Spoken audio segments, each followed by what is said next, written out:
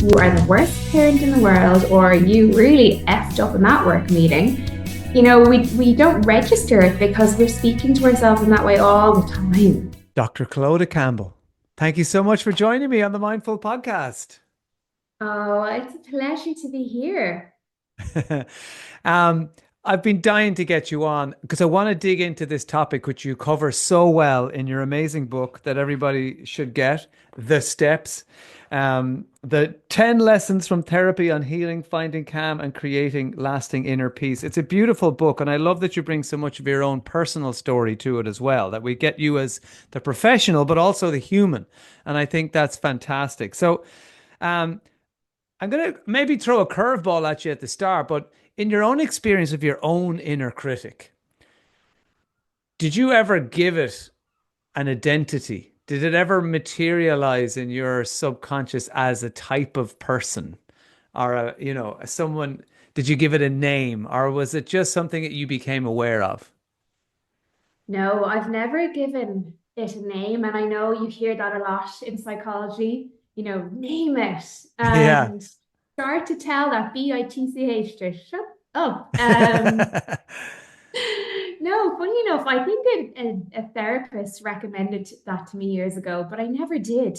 And the idea is good to like separate yourself from it, but no, I'm Mm. obviously a very bad therapy attendee.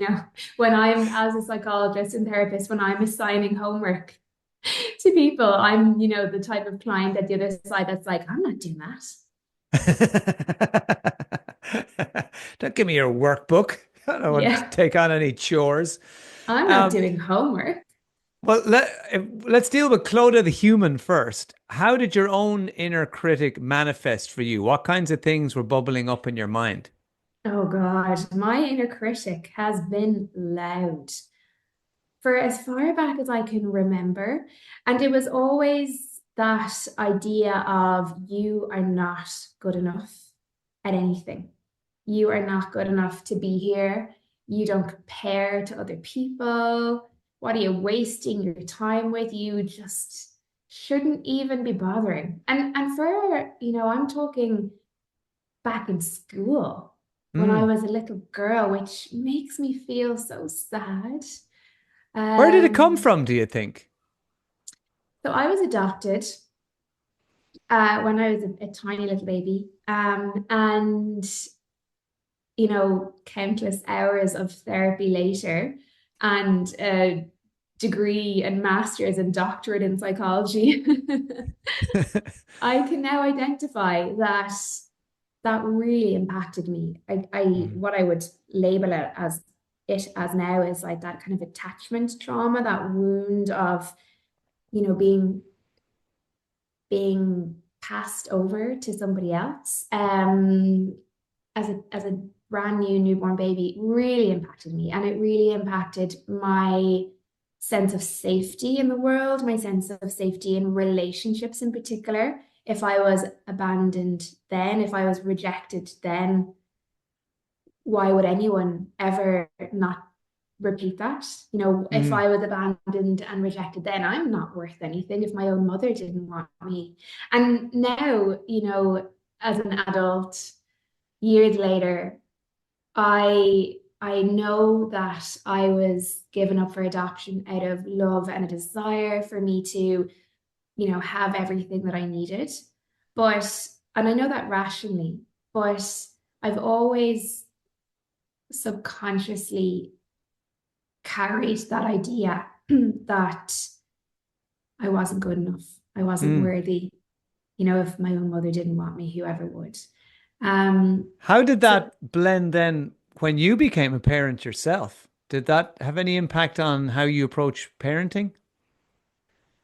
I will never forget being in the hospital with my brand new newborn baby in my arms and just feeling such intense rage. Wow. Rage. So much love for my daughter and just thinking, she was the most precious little thing in the world and just looking at her and her innocence. And she was a really big baby, so she was this pudgy little thing. Mm. But she was so perfect. And I just had this sense of rage of how could anybody ever abandon that? I think she was this representation to me of the newborn baby that I was. So that's, yeah, and I can see from your face you weren't expecting that answer. No, I was Um, expecting like love, security, and rage. You know, yeah. that's a harsh, strong emotion to be feeling at that particular time. Yeah, and I felt so protective of her. Like I did not want to let her out of my sight. If I wanted to go to the bathroom, I wanted to wheel her in, and those little cribs that they have in the hospital. I did not want to let her out of my sight. So I felt this fierce protectiveness, this disbelief of how anyone could ever separate themselves. And actually, maybe fast forward to my second daughter, I had the realization of, wow, it must have taken a lot for my birth mother to have been able to do that. And Yeah. I really thought back to, when we see movies of the children from World War I or II, when they're getting on the trains and they're sent from London to the countryside. Mm. Um, it brought me to that idea of it's possible to do it if you are absolutely desperate. If you really want to protect your child and give them the best. I think I arrived at that with my second daughter. She must have really wanted the best for me to have been able to go through with that. Mm. Um, but actually, in that moment with my first daughter, with the rage also came this awareness of, wow, how perfect we are and how perfect I am. To see her, this tiny little baby, albeit really chubby, to see her just lying there and not needing to do anything. She was absolutely loved and adored on her arrival into the world, and she was bringing so much joy without doing anything. Mm. That was very healing for me because that helped me to become aware that I didn't need to do anything to be loved or accepted or of worth. So, Yeah. yeah, I think becoming a mother for me was very, very profound. And actually, a lot of adopted people, I went on to research adoption for my master's and my doctorate. And a lot of adopted people, if they become parents, it can be very profound for them. Whether it's the intense rage or love or acceptance. Yeah. Yeah. You describe the thoughts so well. I think that people can relate to these kinds of thoughts that pop into our head quite regularly. And when you see them written down, you realize the harshness of that inner voice sometimes. You have examples you say might include, ugh, look at your skin. You look fat in this. Take it off. You should have replied before now. What's wrong with you? That's a big portion of dinner, isn't it? Stop being so lazy. You idiot. Um, you're the worst mother slash father slash partner in the world. Stop shouting. That's a really powerful one as well. When we hear ourselves just being snarky and you're giving out to yourself, or maybe you're giving out to yourself because you think you're talking too loud. Um, this house is a mess. These are all things that run in the script of our minds that I guess by themselves don't seem so impactful, but when you see them written down like that, like you have them in the book, oh my God, if you had someone in your life who spoke to you like that constantly, you'd kick them out. Yeah, you wouldn't allow somebody to speak to Mm. you in that way. And because it's so familiar to us, we don't even actually register when we do it. Mm. When we're saying to ourselves, you look so disgusting, or you are the worst parent in the world, or you really effed up in that work meeting, we don't register it because we're speaking to ourselves in that way all the time. Yeah. So how do we become aware? Because I was certainly unaware for most of my life, how I was talking to myself, and it was really until I guess I started getting into meditation and listening to my thoughts a little bit more that I discovered the kind of tone that was going on in there. But I just presumed everyone talked to themselves like that in their heads, and that's the way we would always be before that. So, how do we become, first of all, as you call it, stage one, just becoming aware of that voice in our minds? How do we do that? So I think it's probably twofold. I think number one, you need to be at a place in your life that you're ready to do it when you hear it. Mm, As I said, I have been dipped in and out of therapy across the years, and certainly was at a place in my life at some points that I was like, no, I am not doing this. I am not talking about that. Um, but then also found myself at other points thinking, yes, I'm ready for this and I'm able for this and I'm resourced enough in myself right now to do this. So I think it's about being at a point where you're ready and then finding yourself just at that moment where you pick up a book or your friend says it to you or something happens that makes you think, oh, okay. So it's your readiness. It's your readiness. we give a And lot of weight to it, don't we? In terms of we assume that that voice that's supposedly keeping us in check must be right.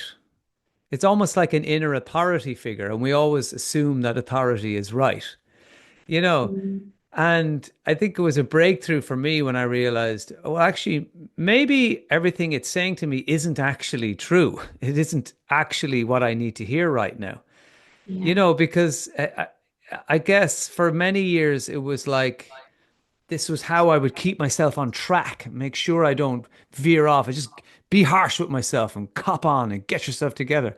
And I thought that was what I needed, but actually it wasn't. yeah. I think, Dermot, if you tell anyone for long enough that they are a failure or pathetic or ugly or worthless, like they're going to believe it, including ourselves. If I tell my 7-year-old child that she's terrible at, I don't know, drawing, she's going to grow up thinking she's terrible at drawing because Mm, someone's repeatedly told her that. And it's the same with our inner voice, isn't it? If we repeatedly tell ourselves that we are crap at something, we are going to believe it. So I think it's about really changing our relationship with that voice, but also the first step is just starting to listen to what that voice is actually saying to us. yeah. How do we catch it in the moment? How do we catch it at those times that maybe we would have taken it for granted before, but how do we change that so we go, aha, I see what you're trying to do here? I often prescribe an exercise to my clients where they bring around, a little notebook and a pen, and across whatever period we agree to, be it 24 hours, for example, they start to track their inner critic and write down what their inner critic is saying.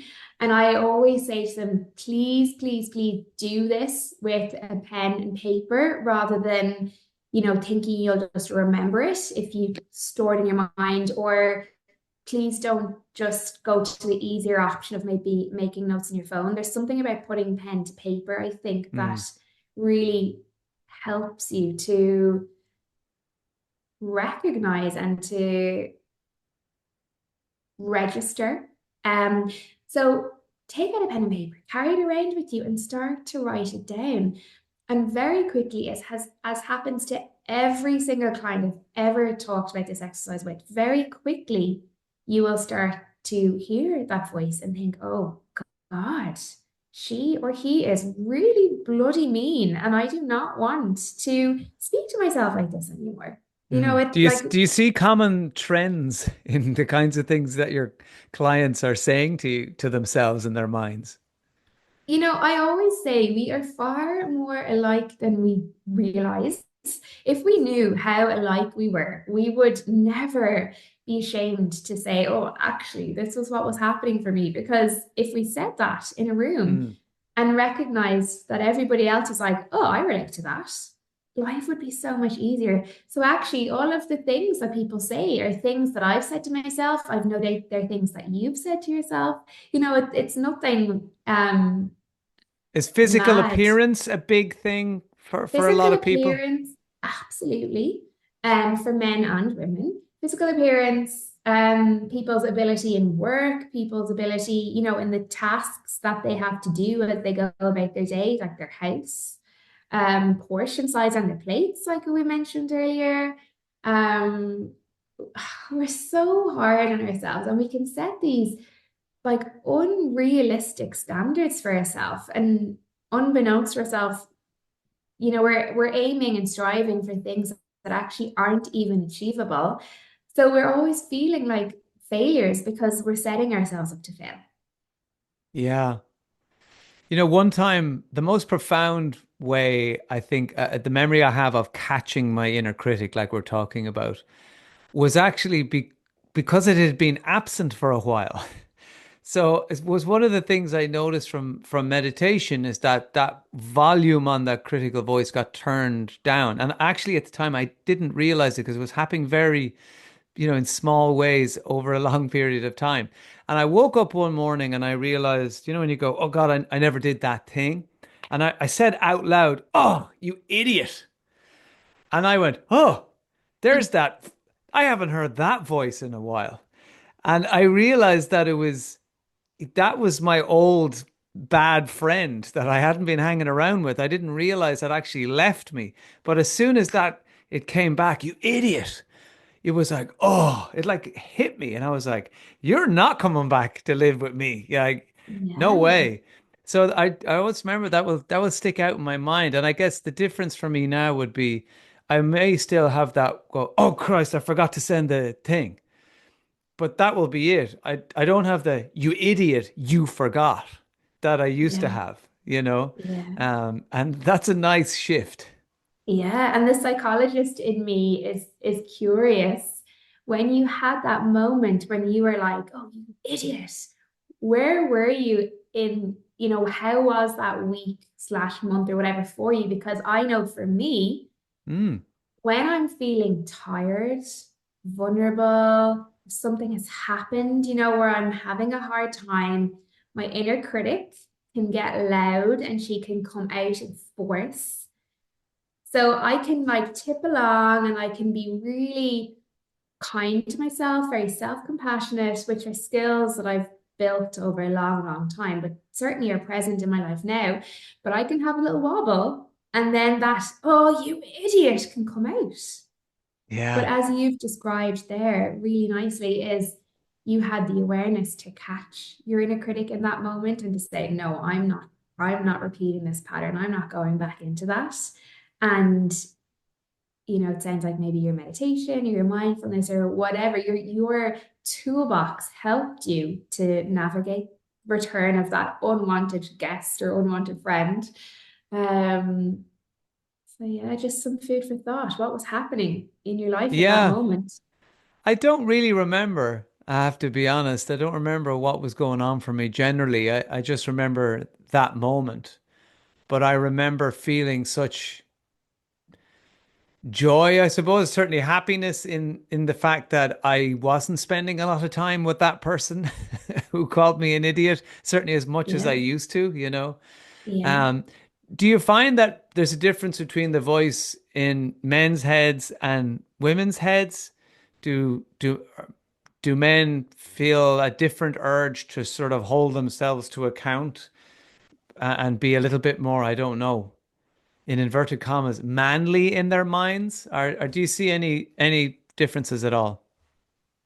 It's funny for the first half of my career after I graduated from my doctorate, I worked solely with men. Mm, And now I mainly work with women. Um, but I think we have certain expectations of ourselves. For men, it can often be about being very masculine, being a provider. And I think a lot of these roles or these the way that we view ourselves can be culturally and society kind of put it onto us.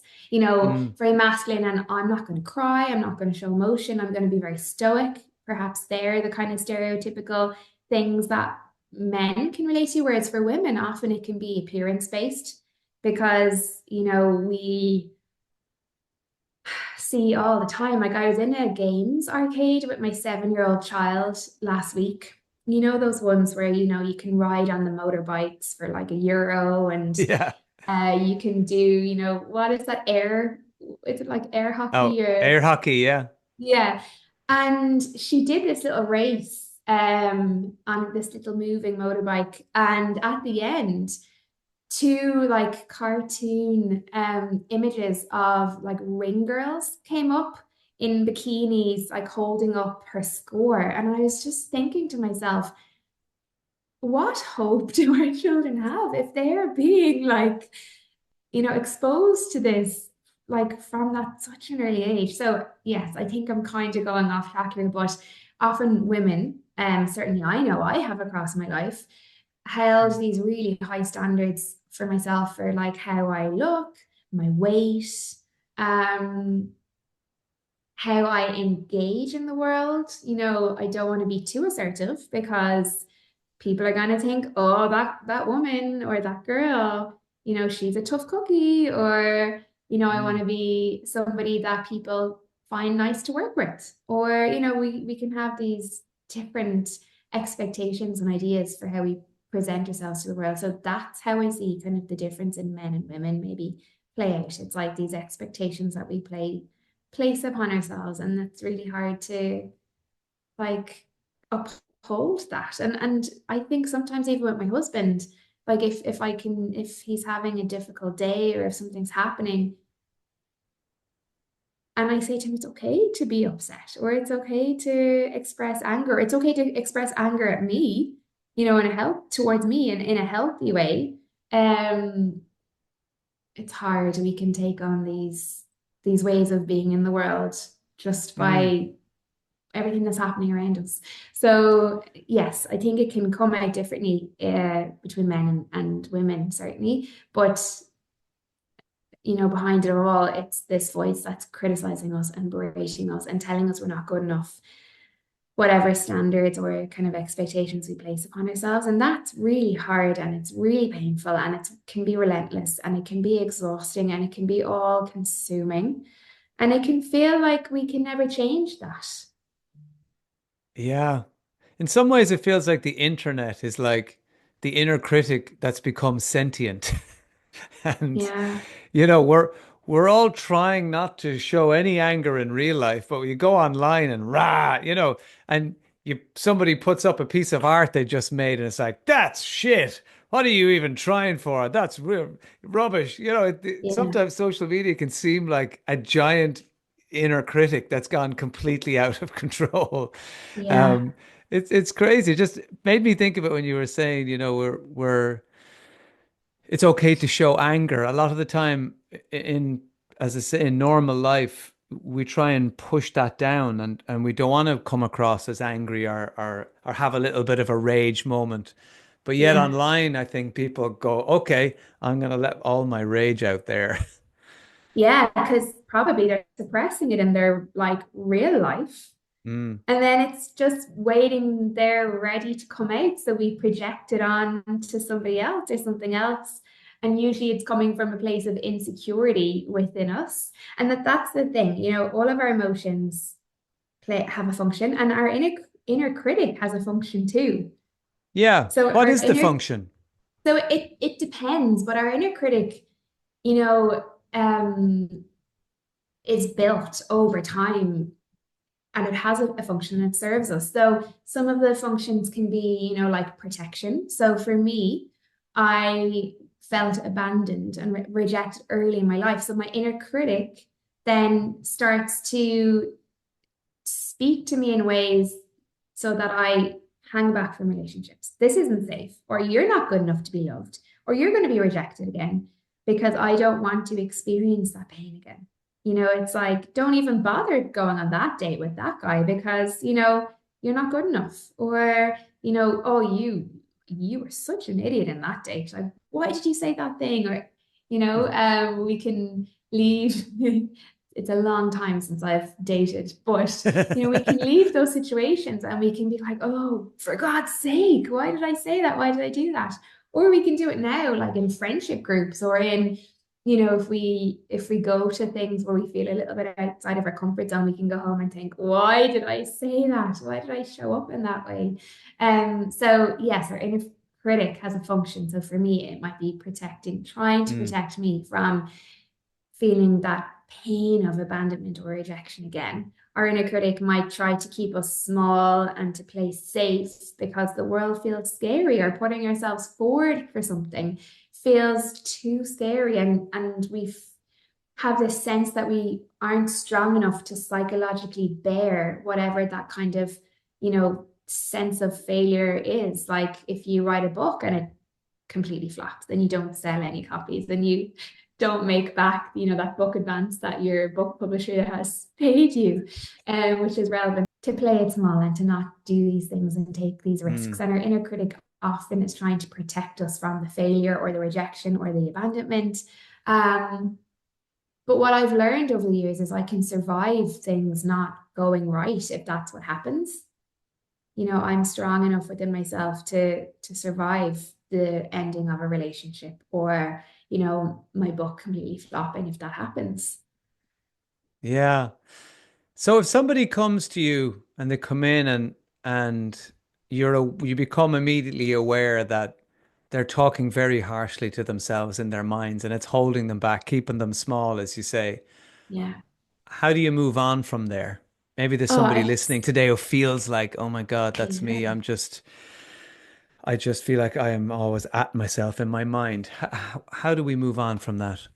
It's really clear really quickly when I meet people. Yeah. And that could be somebody, in the shop. I am a nightmare. No one befriend me because I see into your mind. No, I'm only joking. But I think we can say things all the time in passing, and I guess I hear the things we say to ourselves, whereas maybe somebody else might not. But we could be sitting in a therapy session and say, "Oh, I really messed up," or sorry, I shouldn't have said that," or "Oh, sorry, our meeting it's going over time." That I can hear very quickly the way that we relate to ourselves or the way that others relate to themselves. Mm, And simply by saying, oh, that was quite harsh. What I just heard you say there. Tell me a little bit more about that. What was happening for you in that moment?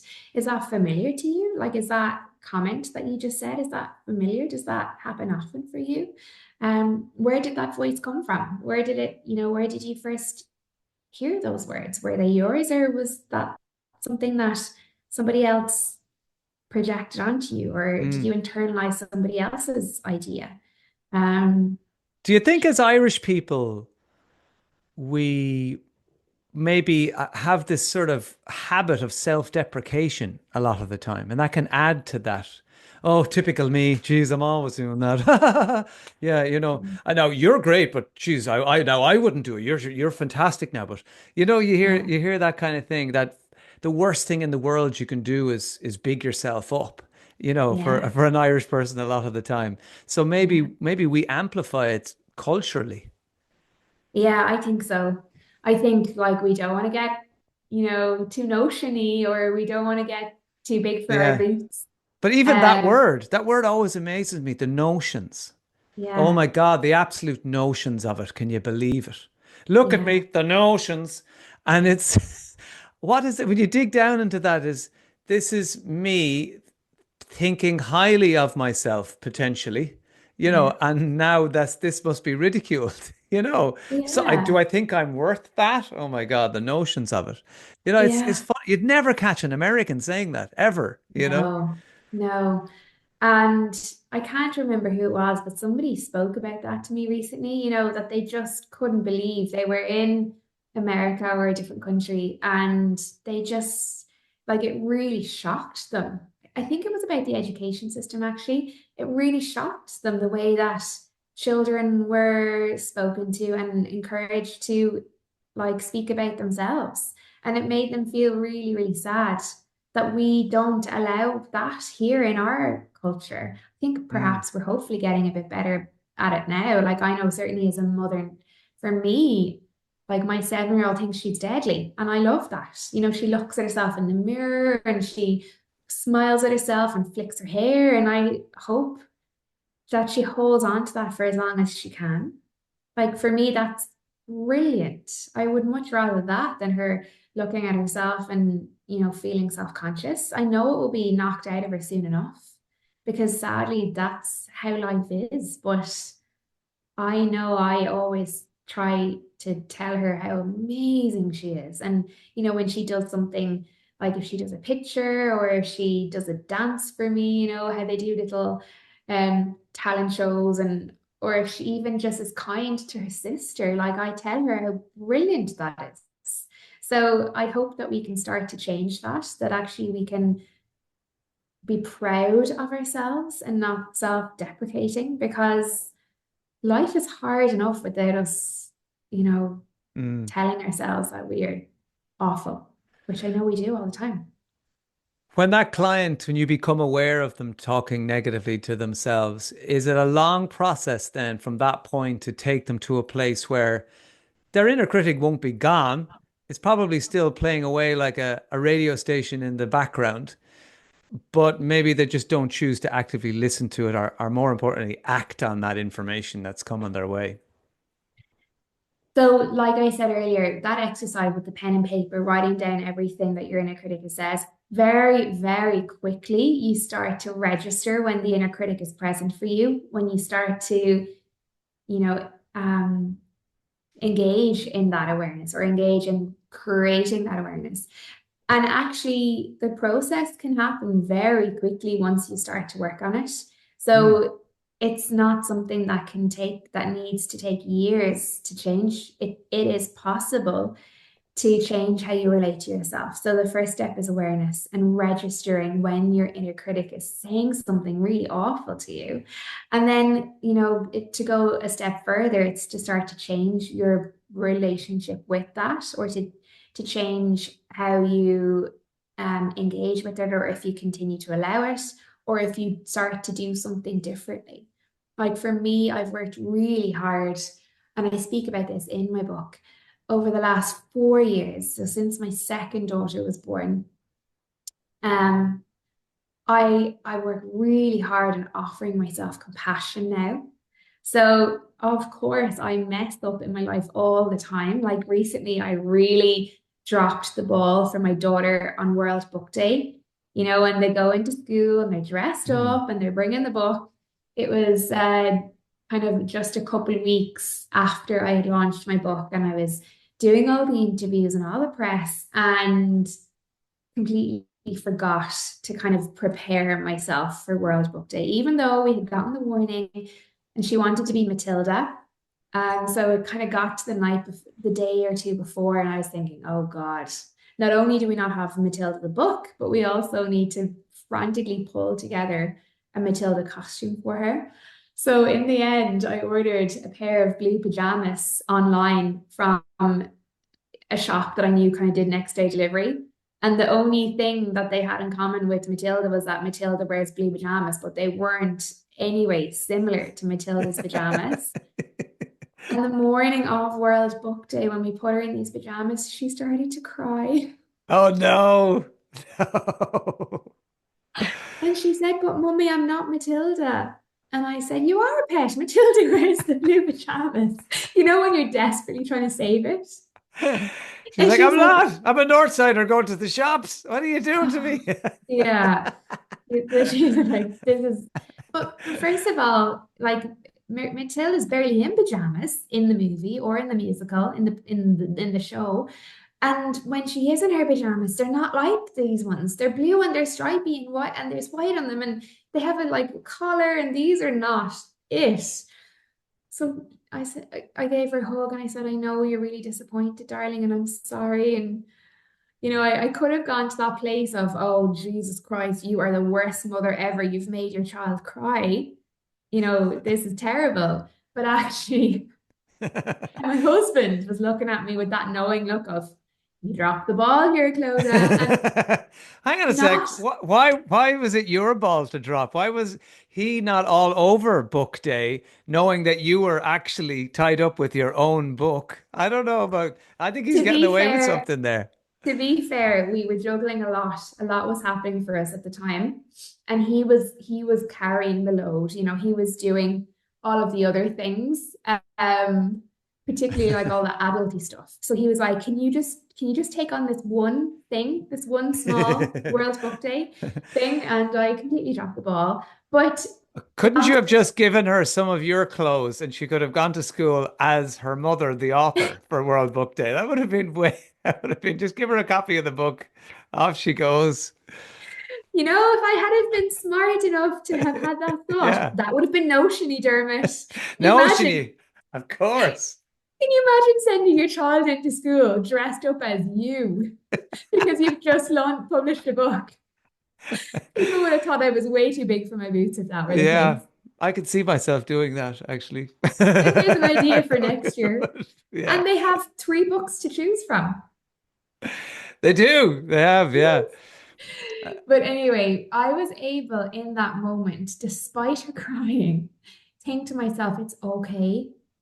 I've just done like 50 interviews in the last couple of weeks. I have been really overwhelmed trying, like, on this book tour with the 5-month-old baby that I'm trying to look after simultaneously with two other children. I was able in that moment to say, it's okay. You dropped the ball, but you were doing your best and it's okay. And also to make that note of next year, a month before World Book Day, put a note in your diary, order the bloody costume. um, Instead of going to that place of, you are the worst mother in the world. Like, how could you do this to your child? How could you slip up in this way? You're so self-obsessed with your own, that probably would have been where I would have gone before, a couple of years ago, if something like that had have happened. But I was able to let myself off the hook and say, it's okay. You've messed up here, but we're only human. You've been busy. It's okay. Mm, that's And really now I great. did. I did bring her and four of her friends to Milano's a couple of days later to make it up to her and Look, allowed they them to could, have anything on the yes, menu. they can always be bought. Like, let's face it. If we've dropped the ball, we can always buy back their love. That's the important thing. That's what we should take Yes. away from this conversation. Um, Clodagh, thank you so much for your wonderful expertise, your time and energy. Congratulations on the book. I really recommend that people go and get The Steps by Dr. Clodagh Campbell. 10 lessons from therapy on healing, finding calm, and creating lasting inner peace, because it's very unique and most of all, very helpful. Thanks so much. Thank you.